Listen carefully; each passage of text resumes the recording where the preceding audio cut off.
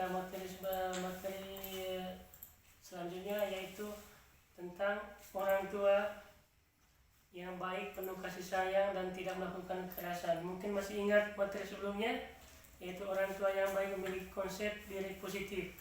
Mungkin bapak-bapak dan ibu-ibu masih ingat materi sebelumnya? Masih, Pak. Coba jelaskan. Sebagai orang tua itu kita harus berpikiran positif, hindari berpikir negatif. Misalnya yang saya ingat, Pak, contohnya ketika saya pergi ke pasar, terus saya melihat ibu-ibu tetangga saya ketika mereka pergi ke pasar itu, saya melihat ibu-ibu itu mereka berpakaian rapi, bersih, terus bajunya bagus, mewah. Sedangkan saya pakaian saya biasa-biasa saja, kelihatannya jelek. Kemudian dalam hati saya menenangkan diri sedikit, terus berpikir bahwa sudahlah, itu kan hanya baju, sementara saya juga punya baju, yang saya kenakan itu bajunya rapi, terus walaupun tidak ya mewah, dia seperti tetangga saya, paling tidak baju saya itu kelihatan rapi. Terus mending uangnya itu saya gunakan untuk beli hal-hal yang untuk keperluan keluarga. Ya. Oke, kita masuk materi berikutnya itu tentang orang tua yang baik, penuh kasih sayang dan tidak melakukan kekerasan. Jadi mama-mama, kita akan baca buku pintar halaman 27 sampai 30. Oke, ya Pak. Coba baca kisahnya. Sudah, Pak. Kami sudah baca, Pak. Bagaimana menurut pendapat Anda tentang Bu Lili terhadap anaknya itu Agus? Baik, Pak. Coba baca. Menurut pendapat saya, Pak, di sini Ibu Lili merasa cemas karena suaminya belum terima gaji, Pak.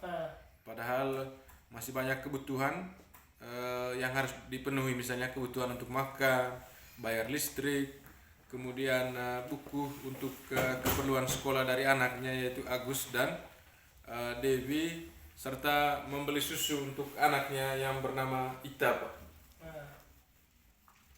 Mungkin ada yang tanggapan tentang Bu Lili ini?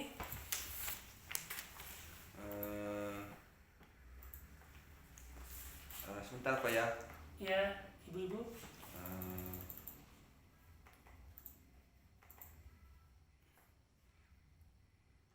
Kalau menurut saya, Pak, Ibu Lili ini seorang ibu yang baik, karena ketika ada pikirannya banyak pikiran, Ibu Lili itu dia bisa menenangkan pikirannya walaupun dengan tuntutan ekonomi yang begitu besar. Misalnya karena suaminya belum dapat gaji, Pak, terus dia belum memikirkan bayar beli ini beli itu, sehingga ketika anaknya meminta ini, minta sesuatu, misalnya minta dibelikan jajan, dia tidak langsung menghardik atau memberi perlakuan kasar terhadap anaknya, tapi dia memberikan arahan yang baik kepada anaknya, sehingga anaknya mengerti bahwa untuk sekarang dia belum bisa mengikuti semua keinginan anaknya, begitu. Oke, saya ambil kesimpulannya tentang cerita yang Bu Lili ini. Kalau menurut saya tentang Bu Lili ini,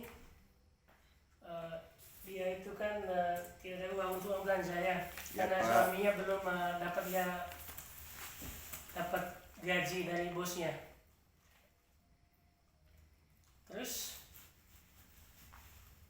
untuk yang kedua, mungkin bisa saya bantu Kakak Eva untuk baca yang bagaimana yang bagus, atau Kakak Nando, Bapak Nando?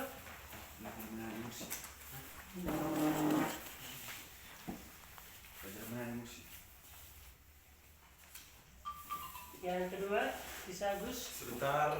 Ya, Bapak, Ibu.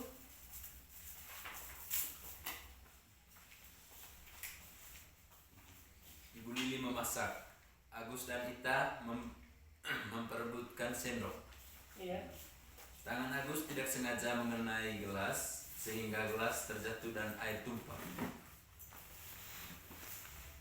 Ibu Lili kaget dan kesal.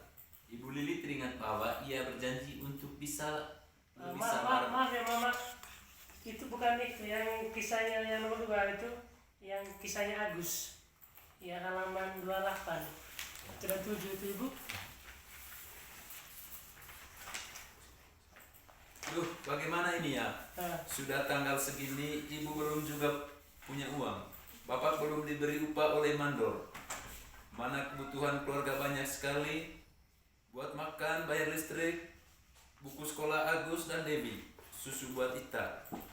Bagaimana menurut tanggapan Mama ini? Kisah Agus seperti Ibu masih marah padaku. Dan Dari tadi diam saja. Tidak bicara sepatah kata pun padaku. Aku ini memang anak nakal. Ibu pasti tidak suka padaku. Tapi aku juga kan tidak suka didiamkan begini. Bagaimana menurut kamu itu kisahnya itu Agus? Menurut saya sebagai ibu, Iya ya. kita tidak boleh berlaku kasar kepada anak. Ya, betul. Dari cerita Agus tadi, kita bisa mengambil makna bahwa anak akan menyimpan apa yang telah kita buat kepada mereka. Anak akan mengingat terutama hal-hal yang menurut mereka kasar. Apalagi anak kecil kan tidak bisa diperlakukan secara kasar. Saya kira begitu. Ya mungkin ada Pak Penamping. saya tanggapi Mama ya. Mungkin akan terganggu juga psikologisnya Agus ini karena dia ini mungkin Agus ini nakal. Agus nakal, makanya ibu buat pelajaran buat Agus. Jadi untuk berikutnya yaitu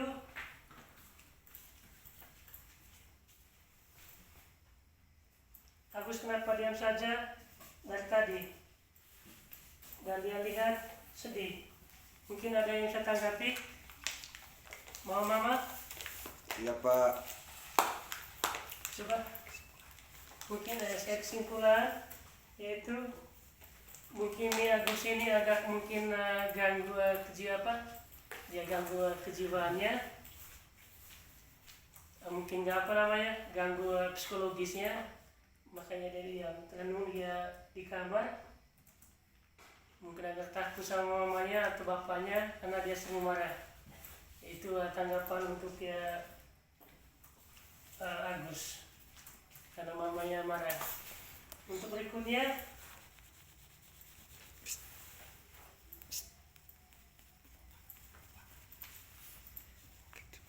oke, terima kasih. Demikian pertemuan kita pada hari ini. Selamat siang Mama. Selamat siang.